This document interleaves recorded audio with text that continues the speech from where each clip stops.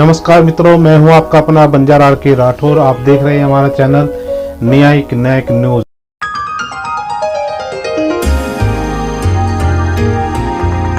Mister एल्बेनीजी, दोनों देशों के डेलीगेट्स, मीडिया के साथियों, नमस्कार। सबसे पहले तो मैं प्रधानमंत्री एल्बेनीजी का भारत में उनके पहले स्टेट विजिट पर हार्दिक स्वागत करता हूं। पिछले साल दोनों देशों ने प्रधानमंत्रियों के स्तर पर वार्षिक समिट करने का निर्णय लिया था और प्रधानमंत्री एल्बेनीजी की इस यात्रा से इस श्रृंखला का शुभारंभ हो रहा है। भारत में उनका आगमन होली के दिन हुआ और उसके बाद हमने मिलकर क्रिकेट के मैदान में पे कुछ समय बिताया। कलर्स, कल्चर और क्रिकेट का यह सेलिब्रेशन एक प्रकार से भारत और ऑस्ट्रेलिया की मित्रता के जोश और उल्लास का उत्तम प्रतीक है। फ्रेंड्स, आज हमने आपसी सहयोग के विभिन्न पहलुओं पर विस्तार से चर्चा की। सुरक्षा सहयोग हमारी कॉम्प्रिहेंसिव स्ट्रेटेजिक पार्टनरशिप का एक महत्वपूर्ण स्तंभ है। आज हमारे बीच इंडो पैसिफिक क्षेत्र में मैरीटाइम सिक्योरिटी और आपसी रक्षा और सुरक्षा सहयोग बढ़ाने पर विस्तार से चर्चा हुई। रक्षा के क्षेत्र में हमने पिछले कुछ सालों में उल्लेखनीय एग्रीमेंट्स किए हैं, जिनमें एक दूसरे की सेनाओं के लिए लॉजिस्टिक्स सपोर्ट भी शामिल है।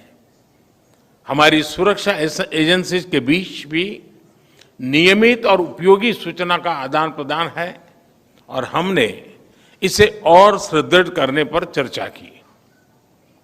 हमारे युवा सैनिकों के बीच संपर्क और मित्रता बढ़ाने के लिए हमने general Rawat officers exchange programme की स्थापना की है, जो इसी महीने आरंभ हुआ है।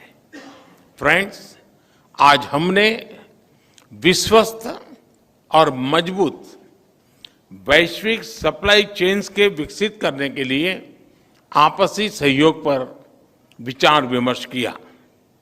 रिन्यूएबल एनर्जी दोनों देशों के लिए प्राथमिकता और फोकस का क्षेत्र है और हम क्लीन हाइड्रोजन और सोलर में साथ मिलकर काम कर रहे हैं। पिछले साल लागू हुए ट्रेड एग्रीमेंट एकता से दोनों देशों के बीच ट्रेड और इन्वेस्टमेंट के बेहतर अवसर खुले हैं और हमारी टीमें कॉम्प्रिहेंसिव इकोनॉमिक कोऑपरेशन एग्रीमेंट पर भी काम कर रही है। फ्रेंड्स, पीपल टू पीपल संबंध भारत ऑस्ट्रेलिया मित्रता का एक प्रमुख आधार है। हमने एजुकेशनल क्वालिफिकेशंस की परस्पर मान्यता के लिए एक मैकेनिज्म पर हस्ताक्षर किए हैं, जो हमारे छात्र समुदाय के लिए उपयोगी होंगे। हम मोबिलिटी एग्रीमेंट पर भी आगे बढ़ रहे हैं। यह छात्रों, कामगारों और प्रोफेशनल्स के लिए लाभदायक होगा। भारतीय प्रवासी अब ऑस्ट्रेलिया में दूसरा सबसे बड़ा इमिग्रेंट समुदाय है। यह इंडियन कम्युनिटी ऑस्ट्रेलिया के समाज और अर्थव्यवस्था में उल्लेखनीय योगदान दे रहा है। यह खेद का विषय है कि पिछले कुछ सप्ताहों से ऑस्ट्रेलिया में मंदिरों पर हमलों की खबरें नियमित रूप से आ रही है।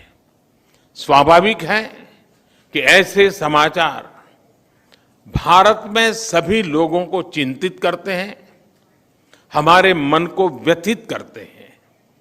हमारी इन भावनाओं और चिंताओं को मैंने प्रधानमंत्री एल्बेनीजी के समक्ष रखा और उन्होंने मुझे आश्वस्त किया है कि भारतीय समुदाय की सेफ्टी उनके लिए विशेष प्राथमिकता है। इस विषय पर हमारी टीम्स नियमित संपर्क में रहेगी और यथासंभव सहयोग करेगी। फ्रेंड्स, प्रधानमंत्री एल्बेनीजी और मैं इस बात पर सहमत है कि हमारे द्विपक्षीय संबंध वैश्विक चुनौतियों से निपटने के लिए और वैश्विक कल्याण के लिए महत्वपूर्ण है। मैंने प्रधानमंत्री एल्बेनीजी को भारत की G20 अध्यक्षता की प्राथमिकताओं के बारे में बताया और ऑस्ट्रेलिया के सतत सहयोग के लिए उनका आभार भी व्यक्त किया। भारत और ऑस्ट्रेलिया दोनों क्वाड के सदस्य हैं और आज हमने इस प्लेटफॉर्म पर हमारे बीच सहयोग पर भी चर्चा की। इस वर्ष मई में क्वाड लीडर्स समिट के लिए मुझे आमंत्रित करने के लिए मैं प्रधानमंत्री एल्बेनीजी को धन्यवाद देता हूं। उसके बाद सितंबर में G20 समिट के दौरान प्रधानमंत्री एल्बेनीजी का फिर से स्वागत करने का मुझे अवसर मिलेगा और मुझे बहुत खुशी होगी। एक बार फिर प्रधानमंत्री एल्बेनीजी का भारत में हार्दिक स्वागत है। मुझे पूरा विश्वास है कि उनकी इस यात्रा से हमारे संबंधों को नई गति और मोमेंटम मिलेगा। धन्यवाद। Thank you, sir. May I now call upon Honorable Prime Minister of Australia to deliver his remarks. Well, thank you very much, and I was very pleased to meet Prime Minister Modi again after our meetings at the G20 and the East Asia Summit last year. And I look forward very much to hosting Prime Minister Modi in Australia for the Quad Leaders Summit in May, and then returning to India in September for the G20 Leaders Summit. The relationship with India is multifaceted. The frequent high-level contact between Australia and India has further strengthened cooperation across a range of areas, including trade and investment, climate and energy, defence and security, and between the people of our two countries. Today, Prime Minister Modi and I discussed the strength of our economic relationship, demonstrated by the entry into force of the landmark India-Australia Economic Cooperation and Trade Agreement last year.